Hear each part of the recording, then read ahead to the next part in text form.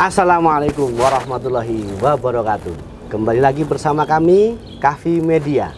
Medianya Yayasan Al-Kahfi Hidayatullah Surakarta, dalam program baru kami yaitu Ngopi, Ngobrol Pagi di Al-Kahfi. Oke, dan pada pagi hari ini kita kedatangan tamu alumni yang sekarang juga masih pendidikan di luar kota, tepatnya ada di Jawa Barat ya, Bogor. Di Bogor. Nah, beliau adalah Ustadz Ja'far. Assalamualaikum. Nah, sehat kabarnya? Alhamdulillah. Alhamdulillahirobbilalamin. Nah, pemirsa, beliau ini adalah Al-Kahfi tahun berapa, antum? Tahun lulus ya? Ya, tahun lulus Itu dari Aliyah 2016. 2016, berarti kurang lebih udah 7 tahun ya. 7 tahun lulus dari Al-Kahfi. Nah, ini langsung saja nih, saya tembak langsung dengan pertanyaan. Ada perubahan nggak ini di Al-Kahfi menurut antum setelah antum lulus itu? Perubahan tentu baik banget ya. Kalau yang secara kasat mata yang terlihat jelas kan, kalau kita baru datang ke Al-Kahfi kan sudah banyak bangunan-bangunan baru. Dan penataannya juga lebih rapi, jauh lebih baik lah dari yang sebelumnya. Gitu ya. Mungkin waktu zaman antum itu udah ada Masjid Al-Musafirin belum? Zaman antum itu? Zaman saya itu waktu baru pembangunannya. Malah baru bangun? Iya. Belum, berarti antum santri itu belum, istilahnya belum bisa menikmati Masjid Al-Musafirin? Atau sempat? Saya tuh kelas 3 Aliyah, itu penggusuran Masjid Al-Maghfirah.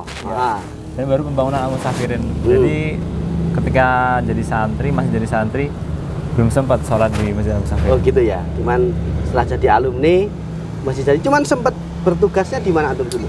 Waktu pengabdian dulu sempat di Karanganyar. Di Karanganyar? Di masjid atau? Di masjid.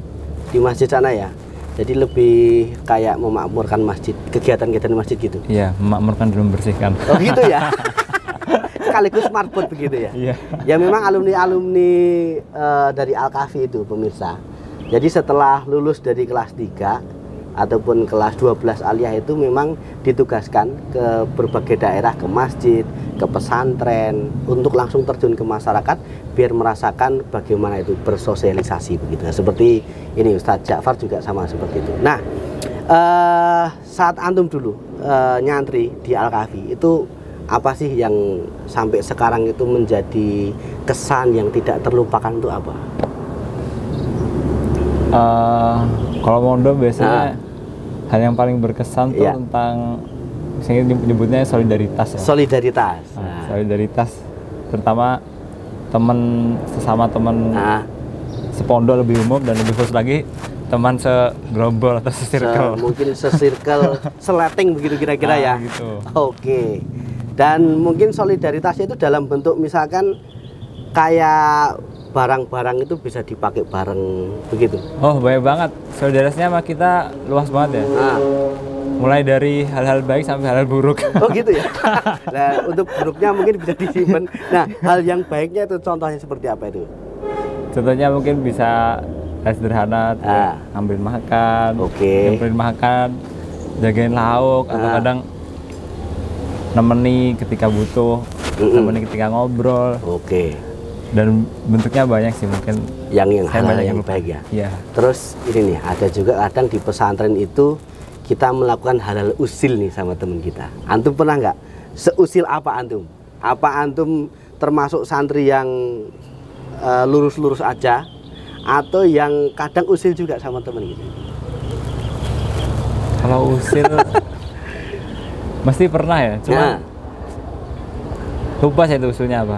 Kadang kan mohon maaf, kadang kayak usilnya itu semacam ngumpetin sepatu sebelah kanannya teman, atau nyoret-nyoret teman saat tidur, mungkin hal semacam itu. Kalau itu lebih sampai ya? Nggak nyampe. Saya cuma dulu pernah nakut-nakutin aja, nakut-nakutin gitu ya. Oke, itu dari segi kehidupan. Nah, mungkin kita sekarang akan lebih ke pendidikan nih. Antum dulu berarti maksudnya ke aliyah ya? Kan ada juga dulu kelas mu'alimin dulu. Antum masuknya itu udah nggak ada ya yang kelas mu'alimin waktu ada. Jadi langsung aliyah. Jurusannya apa itu antum dulu? Saya aliyah di sini masih bahasa. Bahasa ya? Bahasanya? Bahasa Jerman. Yang lebih khususnya bahasa Jerman. Oh, ada dulu bahasa Jerman ya di sini? Dulu ya? ada. Dan berjalan dengan lancar kayak gitu. Progresnya gitu. Pengajarannya berjalan, cuman prakteknya sama sekali tidak berjalan. Yang namanya anak-anak terus banyak dari berbagai daerah itu kayak gitu ya, kira-kira lebih cenderung ke bahasa itu ya, bahasa daerah ya. Khususnya bahasa Jawa mungkin. Bahasa Jawa ya, sangat membumi. Oke. Kemudian kayak program-programnya itu kan sekarang antum sudah sedikit banyak tahu nih yang sekarang sama yang dulu. Nah, lebih menarik mana itu programnya? Kalau dulu kan bahasa, sekarang tahfidz. Itu menurut antum itu perbandingannya seperti apa? Kalau perbandingannya ya jelas jauh sih, jauh ya. Maksudnya kalau dulu kan ya dari sisi tahfidznya pun kita masih dulu target tuh setahun 1 juz. Setahun 1 juz. Dan bahasa pun target bahasa itu sebenarnya lebih ke jurusan di SMA kan, kalau di SMA gitu. kan ada di formalnya ya. Dialihnya bahasa. Cuman pada kenyataannya kalau di pondok kan ya sebenarnya dari pihak pondok juga mendorong santrinya buat bisa aktif berbahasa, entah bahasa Arab atau bahasa apapun itu. Tapi ya pada kenyataannya tetap masih sulit buat dikondisikan kan, karena ya masih sangat kontrol. Artinya ya sebetulnya hampir sama ya yang namanya program, cuman sekarang kayak lebih up to date saja ya programnya dibandingkan yang lalu ya. Mungkin sekarang bisa saya katakan bisa bebannya lebih banyak lah. Oh gitu ya? Beban targetnya maksudnya. Oh iya benar kan benar. Dari si tahfidz udah melonjak lah kayaknya sekarang 3-5 saja. 3-5 ada juga yang santri umum itu malah, maksudnya dulu di sekolah umum terus masuk sini alhamdulillah ada yang 1 hari itu sampai 2 lembar hafalannya, alhamdulillah. Ya cuman ya belum banyak sih. Cuman alhamdulillah udah ada progres begitu. Kalau dulu kan kita 1 juz itu pun sederhana buat orang-orang ya, udah 1 juz saja. Gitu. Itu pun udah istilahnya udah target yang udah cukup bagus begitu dulu ya, karena memang jurusannya bukan tahfidz dulu ya. Iya, bukan. Karena lebih ke pesantren bahasa begitu. Oke, kemudian saya coba pengen tanya lagi nih, setelah lulus dari Al-Kahfi, karena antum salah satu alumni, itu ketika keluar terus melanjutkan pendidikan itu istilahnya ada nggak, maksudnya mental yang sudah tergembleng di Al-Kahfi terus antum tinggal meneruskan di luar begitu? Artinya udah nggak perlu adaptasi, udah mentalnya udah terbentuk di Al-Kahfi gitu, atau antum setelah meneruskan pendidikan di luar itu masih adaptasi begitu? Kalau saya sih lebih maksudnya itu orangnya ya banyak lalainya dulu. Jadi ketika mondok pun banyak hal-hal yang sifatnya positif tuh cuma saya lewatkan, nggak saya latih. Contoh, misalnya ada tugas kultum di luar. Nah, dulu waktu penugasan kultum di luar itu saya sempat dapat jadwal. Ya. Cuman karena saking groginya, saking takutnya, kayaknya saya ngajak teman satu buat jaga-jaga. Iya. Nah, ternyata setelah sampai masjid tersebut, ketika itu sholat subuh, nggak tahu kenapa rasanya tiba-tiba mules gitu. Langsung kamar mandi, akhirnya jadi teman saya yang maju. Jadi emang kesempatan buat berlatih dulu tuh saya lewatin gitu. Sebetulnya ada ya? Sebetulnya ada kesempatan untuk langsung praktek itu ada ya? Ada. Oke.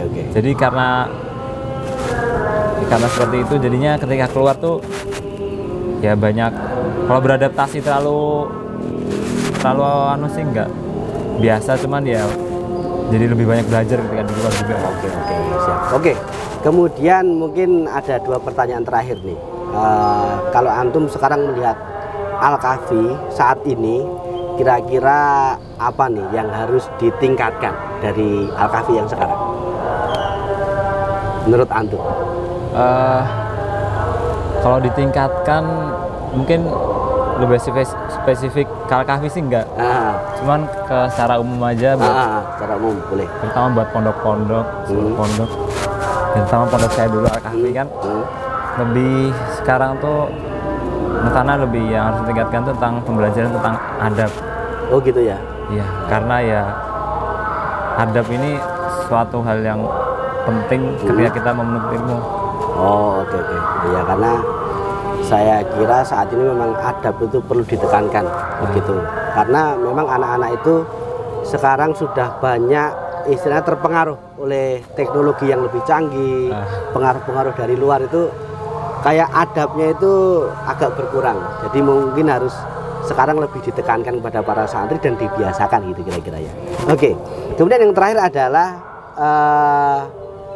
menurut antum nih, kenapa harus mondok di Al-Kahfi? Yang terakhir untuk pemirsa secara umum. Oke, kenapa harus mondok di Al-Kahfi? Kalau yang dulu saya rasain ya, dulu saya rasain kenapa mondok di Al-Kahfi? Ya. Dulu itu cukup bagus ya buat ngelatih mental. Kalau di Al-Kahfi kan biasanya kan ada kegiatan-kegiatan yang fisik maupun non fisik yang itu bisa banget buat melatih mental. Dan lebih umum lagi ketika mondok kita bisa melatih juga kemandirian, gimana cara berinteraksi dengan orang-orang baru di pondok, dan lebih bisa mengatur emosi gitu ya. Intinya mentalnya juga akan terbentuk, kebiasaan-kebiasaan yang positif juga akan terbiasa dengan baik gitu. Nah itu zaman, tapi kok sekarang kan kayaknya lebih bagus lagi. Saya juga kurang paham.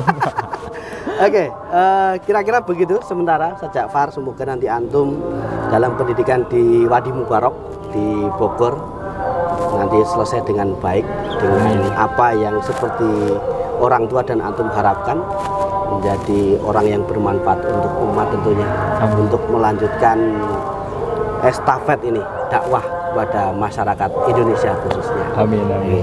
Dan pagi ini cukup dulu untuk berbincang-bincang dengan alumni dalam program ngobrol di Al-Kahfi. Cukup sekian dari kami. Wassalamualaikum warahmatullahi wabarakatuh.